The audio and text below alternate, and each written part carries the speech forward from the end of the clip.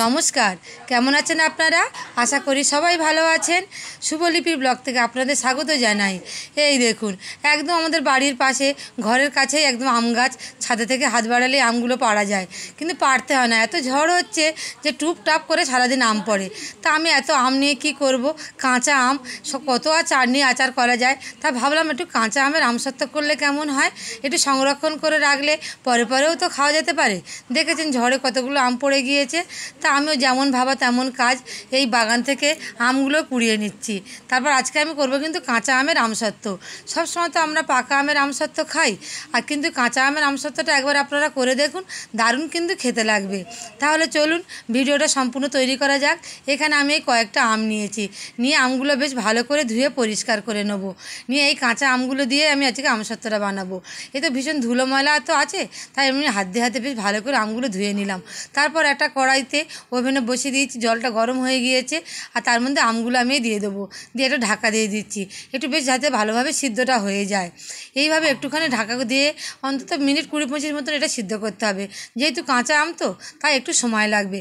পাকা আম হলে একটু তাড়াতাড়ি হয়ে যায়। আমি একটু হাত দিয়ে টিপে দেখলাম, বেশ ভালো নরম হয়ে গিয়েছে। তারপর আরও একটুখানি সিদ্ধ করে দিয়ে সম্পূর্ণ এটা নামিয়ে নিচ্ছি।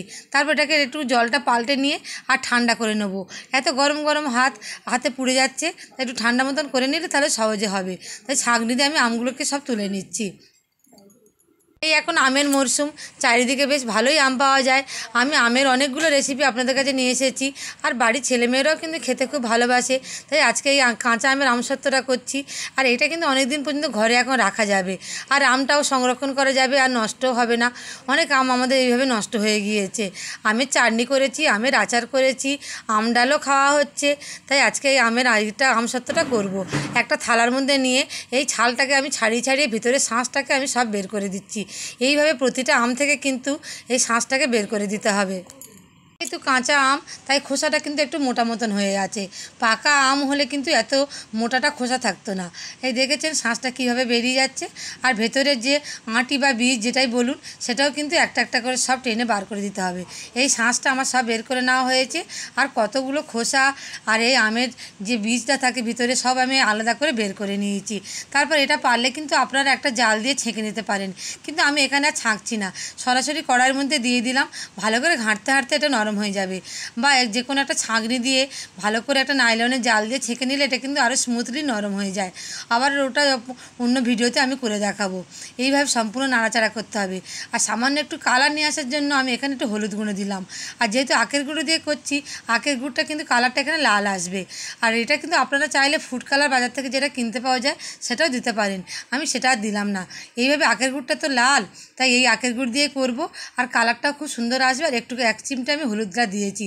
আর চিনি দিয়ে করিনি, চিনি দিয়ে করলে এখানে কালারটা কিন্তু আসবে না। আর আমসত্ত্ব সাদা সাদা হয়ে থাকলে খাবারটা দেখতে ভালো লাগবে না। আর একটা দুটো যে দলা পাকানো ছিল, এইভাবে হাতা দিয়ে কড়ার গায়ে নাড়তে নাড়তে কিন্তু আমার পুরোটা স্মুথলি হয়ে গিয়েছে।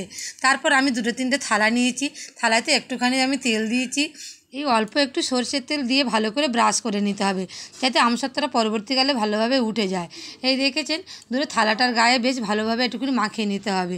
তারপরে এর মধ্যে এই আমসত্ত্বটাকে হাতায় করে আমি কাটি কাটি দিয়ে বেশ ভালো করে চারিদিকে আমি ছড়িয়ে দেবো। চারিদিকে এইভাবে হাতায় করে কাটি কাটি দিতে হবে। দেখতে পাচ্ছেন গোল গোল করে চারিদিকে বেশ ভালো করে ছাড়িয়ে দেবো। তো এটা আমি কাঁচা আমে করছি, তাই কোনো কাঁসার থালায় আমি দেবো না। যদি একটু টকটক ভাব থাকে, কাঁসার থালায় দিলে কিন্তু তার একটা অন্যরকম ক্ষতি হবে। তাই এইরকম আমি স্টিলের থালাতে আমি দিচ্ছি। এখানে আমার এই 3টে থালাতেই পরপর এই তৈরি হয়ে যাচ্ছে। আর ঘরে খাবো তো, তাই একটু আধটু যে দলা পাকানো আছে তাতে কোনো অসুবিধা হবে না। এ তো আর বাজারে বিক্রি করতে যাব না, তাই আমি এইভাবে করে নিচ্ছি। দেখেছেন সব আমসত্ত্বগুলো কিন্তু আমার তৈরি হয়ে গিয়েছে। এবার এগুলোকে ভালো করে রোদ্দুরে শুকাতে দিতে হবে। আর এখন যা কড়া রোদ উঠেছে, এই আমাদের ঠাকুর ঘরের চালে আমি এইভাবে 3টে থালা পরপর গুছিয়ে দিলাম। 2 দিন বেশ ভালোভাবে রোদ্দুরে দিলে কিন্তু আমসত্ত্বগুলো একদম শুকিয়ে যাবে। দেখেছেন তো, এইভাবে কিন্তু আমসত্ত্বগুলো আপনারা তৈরি করে বাড়িতে রাখতে পারেন। আর দুধ ভাত দিয়ে খেতে বা এমনি সময় খেতে কিন্তু খুব খুব ভালো লাগবে। আর আমাদের বাড়ির চারিদিকে যা গাছপালা, এই কাঠবিড়ালি এসে দেখেছেন মাঝখানে মাঝখানে একটা দুটো করে খেয়ে নিয়েছে। আর তারপর আমি এই কেটে কেটে আমসত্ত্বগুলো এইভাবে তুলে নিচ্ছি, এই গোল গোল গোল গোল করে রেখে দেবো একটা কোটো ভর্তি করে। বাচ্চা থেকে বড় সকলের কিন্তু খুব ভালো লাগবে আর অনেক দিন পর্যন্ত থাকবে। আর কাঁচা আমটা ঘরে নষ্ট হয়ে যাচ্ছিলো, আমি এইভাবে তৈরি করে নিলাম আমসত্ত্ব। তাহলে কেমন লাগলো আজকের ভিডিওটি? ভিডিওটি ভালো লাগলে অবশ্যই কিন্তু লাইক করবেন, কমেন্ট করবেন।